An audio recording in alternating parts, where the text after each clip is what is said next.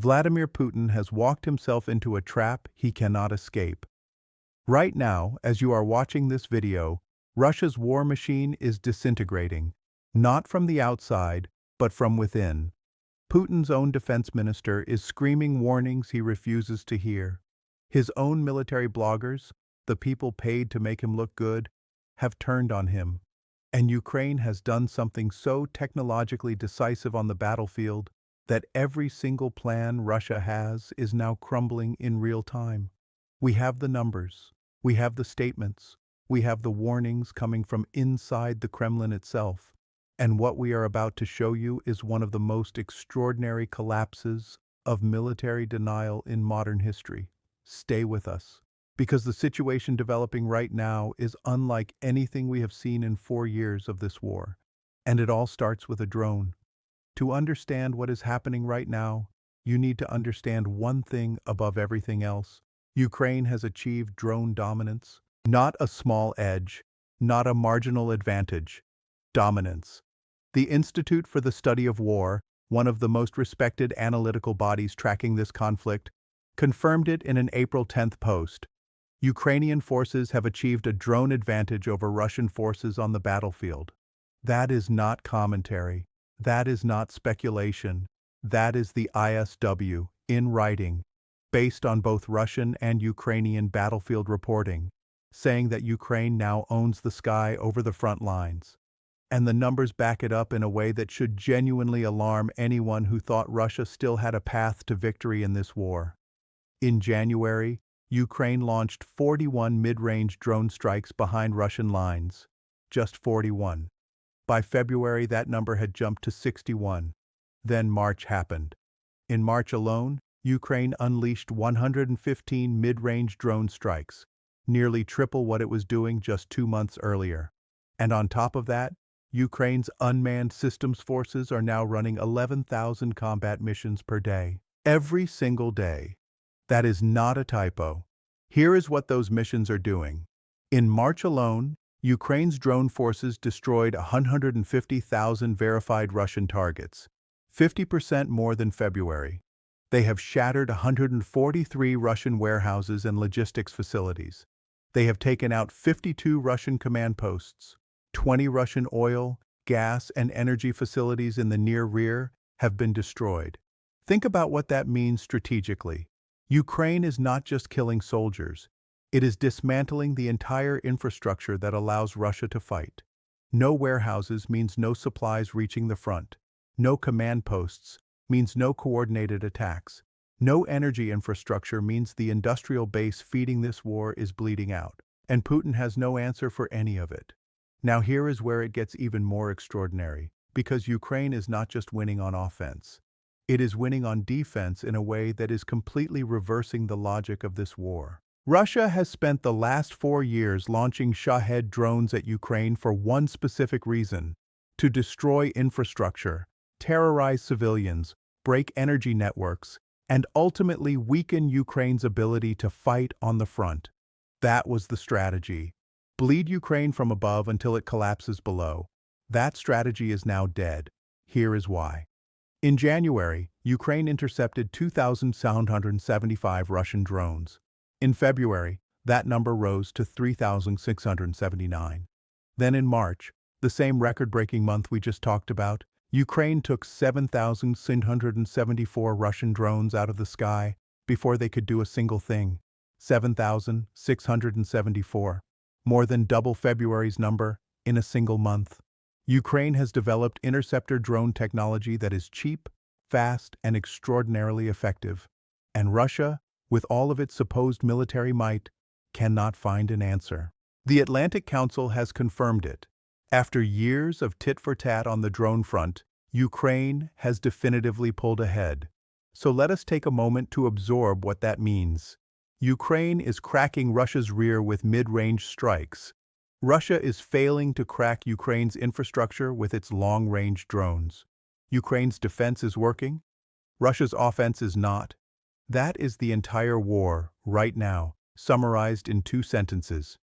And yet, Putin is still acting like he is winning. This is the part of this story that is almost impossible to believe, because it sounds like something from a political satire. But it is real, and it is terrifying. While all of this is happening, while Ukraine's drones are dismantling Russia's rear, while Russia is losing 1,240 soldiers in a single 24-hour period, while his own defense minister is raising alarm bells, Vladimir Putin is doing what exactly? He is threatening Estonia and Latvia. That is right. Faced with the most significant technological reversal in this war, Putin's response has been to issue vague, nebulous warnings to small Baltic nations he believes are helping Ukraine conduct long-range drone strikes against Russia's Baltic Sea oil infrastructure. And he is not wrong about the oil infrastructure part. Ukraine has been hammering it. Russia's two main Baltic ports were shut down in late March and into early April as Ukrainian drones hit them repeatedly. But the response from the most nuclear-armed nation on Earth is a strongly worded letter to Estonia. There is a reason for this. It is not strategy. It is denial. Robert Fox, the defense editor at The Standard, put it clearly. They are striking in depth into Russia, and it is causing real damage. But the problem, while this is getting into the Russian papers, Putin himself is in complete denial about this. The damage is in the newspapers. His own citizens can read about it. And Putin still will not accept what is in front of him. This is a man, remember, who does not use a cell phone, does not use the internet, will only receive battlefield updates from members of his closest inner circle. He has built an information vacuum around himself so airtight that reality literally cannot penetrate it. And anyone who tries to deliver bad news risks something far worse than being ignored. Which brings us to one of the most remarkable, and frankly alarming, things happening inside Russia right now. Andrei Belousov is Putin's own defense minister. Putin appointed him personally in May 2024 after ousting Sergei Shoigu. This is not an opposition figure. This is not a critic from outside the system. This is the man Putin himself chose to run Russia's military. And Belousov has told Putin, in terms that cannot be misunderstood, that the drone situation in Ukraine is now critical. Belousov has reportedly stated that Ukraine has achieved both technological and numerical superiority over Russian forces. He has told Putin that Russia is largely unprepared to deal with the more sophisticated systems Ukraine is now deploying. He has warned that Ukraine has developed a new generation of equipment unlike anything Russia has encountered. He has told the Russian president that the war, as it stands, is lost unless something fundamentally changes. And Putin isn't listening. Think about the scale of that for a moment. The man whom Putin personally appointed to find problems and build solutions, not to criticize, but to fix, is screaming from the rooftops that the war cannot be won on its current trajectory. And Putin is still issuing 2-month ultimatums to Ukraine about the Donbass, as if Russia is in any position to back them up. But Belousov is not alone, not even close. Russia's military bloggers, the patriotic online commentators who have spent years functioning as unofficial Kremlin propaganda organs, have turned. Alexei Chadayev, who heads the facility responsible for much of Russia's drone development, has gone from devoted Putin cheerleader to openly criticizing Russian society for what he calls built-in feudalism. A backward mentality, he says, is strangling the very innovation Russia needs to compete with Ukraine's technological advances. That is the man running Russia's drone program, saying Russia cannot keep up because of how Russia itself is structured. Then there is Rybar, 1 million subscribers on Telegram, one of the most read military commentators in the Russian-speaking world. He and voices like him are now saying openly that Russia's offensive in Ukraine has hit a dead end. They are arguing against further mobilization, calling it pointless in current conditions. They are accusing Putin's generals of hiding the reality of the battlefield from the president. Not from malice toward Putin, they want him to succeed, but because they can see, from the outside of his information bubble, exactly how badly things are going. These are not dissidents. These are not opposition figures risking arrest.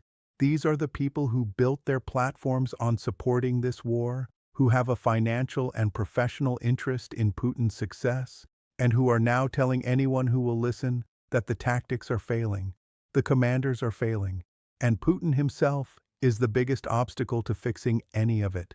And yet, March 25th, United 24, media reports that Ukraine wiped out a week's worth of Russian recruits in just 3 days. The record casualty figure, 1,710 Russian soldiers killed in a single day on March 17th. Russia's monthly casualty rate in March rose 29% to reach 35,351, and 96% of those casualties were caused by drones. 96%. Putin's soldiers are being fed into a meat grinder built entirely out of the technology gap he refuses to acknowledge. Now let us talk about the part of this story that does not get enough attention: the money. Russia's Baltic port strikes have cost the Kremlin a windfall it desperately needed. An expected surge of almost $1 billion in oil revenues, driven by global oil price increases in the wake of escalating regional tensions, has been ripped away. Ukraine's drones hit the ports before those revenues could materialize. $1 billion gone. And Putin is reportedly now turning to Russia's oligarchs, the billionaire class he has spent 20 years cultivating and controlling, to directly fund the Ukraine war. He has denied it, as Putin denies everything. But the rumor exists, and the fact that it is credible tells you everything you need to know about the state of Russia's war finances. A military operation that was supposed to last days is now in its 4th year, and the Kremlin may be passing around a collection plate. The EU's Jean-Noël Barrot was blunt about it when announcing a new wave of sanctions in March. Russia's Ukraine campaign has become a strategic, political, and economic failure. And it is not just Ukraine where Russia is losing influence. In Africa, a continent Putin spent years positioning Russia as an alternative power to the West, the European Union now invests 200 times more than Russia. 200 times. Russia's sphere of influence is not contracting. It is evaporating. Add to that the losses of key Russian-aligned figures globally. Putin's network of allies and proxies is shrinking. The geopolitical architecture he spent years building is coming apart. And his response, at home and abroad, is to double down on the same tactics that have already failed, while insulating himself further from anyone who might tell him otherwise. Here is what Vladimir Putin did on New Year's Eve, as 2025 turned to 2026. With Russia suffering record casualties, with his drone program falling behind Ukraine's, with his defense minister quietly trying to warn him, Putin stood before the Russian people and told them to believe in Russia's military and its inevitable victory. This was, recall, also around the time that Russia was claiming to have captured territory it did not actually hold, and then, toward the end of March, the deadliest month for Russian forces in this entire war, Putin's response to the staggering death toll was to give Ukraine a 2-month deadline to withdraw from the Donbass, or else Russia would attack and win, somehow, with the same tactics that just produced 35,000 casualties in 30 days and 0 territorial gains. The spring offensive that Russia launched in March has made no meaningful advances. Ukraine is targeting the Russian rear. Russia cannot stop it. And Putin is issuing ultimatums from a position of absolute documented weakness. Robert Fox again. Putin is not responding to battlefield reality. He is maintaining a narrative that Russia is still acting from a position of power, a narrative that victory is still possible, a narrative that is, at this point, visible only to one man in the entire country. His own defense minister does not believe it. His own military bloggers do not believe it. His own citizens, who can read about the drone strikes in their newspapers, increasingly do not believe it. And the battlefield certainly does not believe it. But Putin still believes it. And that delusion, that single, impenetrable, self-constructed delusion, is now the most dangerous variable in this entire war. So where does this leave us? Ukraine is in the best position it has been in for almost a year. That is not our assessment. That is Volodymyr Zelensky, citing a formal assessment from MI6, the British intelligence service, delivered on April 3rd. The current frontline situation, Britain's top intelligence agency told Ukraine's president, is the best Ukraine has seen in the past 10 months. Ukraine's mid-range drone advantage is accelerating.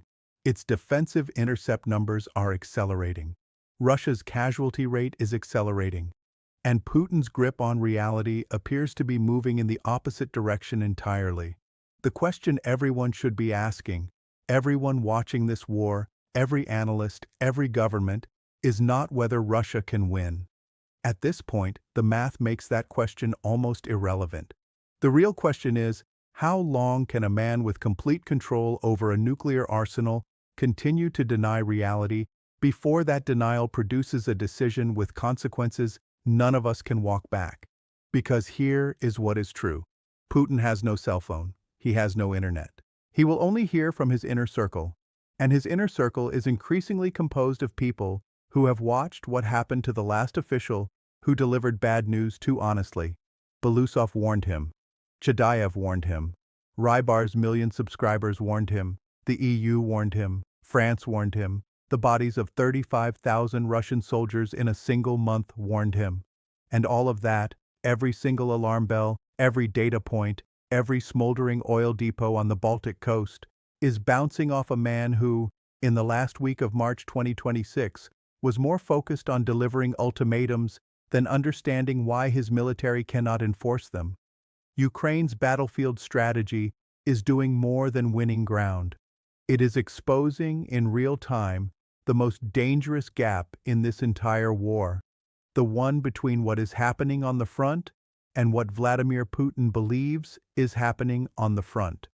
We have covered the warnings from Belousov and the military bloggers in this video. But there are more. The alarm bells ringing inside the Kremlin go deeper than what we have been able to show you here. And we are going to get into all of it in our next video. If you want to understand where this war is actually going, and what the people closest to Putin are now privately saying, hit subscribe so you do not miss it. Because the situation is moving fast, and the gap between Putin's delusion and Russia's reality is closing. And whatever happens when it finally closes completely, you will want to have been paying attention.